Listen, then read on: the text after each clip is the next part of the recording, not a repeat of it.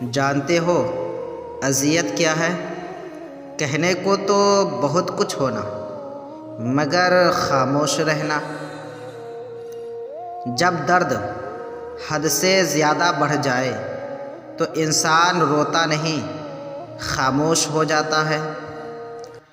کبھی کبھی حق پر ہونے کے باوجود خاموش رہنا پڑتا ہے، اس لیے نہیں کہ ہم ڈرتے ہیں، اس لیے کہ ہمیں رشتے بحث سے زیادہ پیارے ہوتے ہیں۔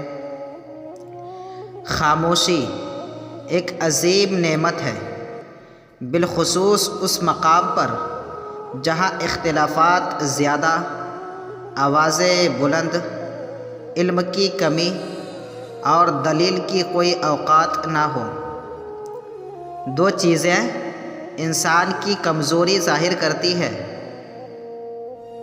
جہاں بولنا ہو وہاں خاموش رہنا، اور جہاں خاموش رہنا ہو وہاں بولنا۔ ہمیشہ اس وقت بولیں جب آپ کو احساس ہو کہ آپ کے الفاظ جو آپ کہنے جا رہے ہیں آپ کی خاموشی سے زیادہ خوبصورت ہیں۔ انسان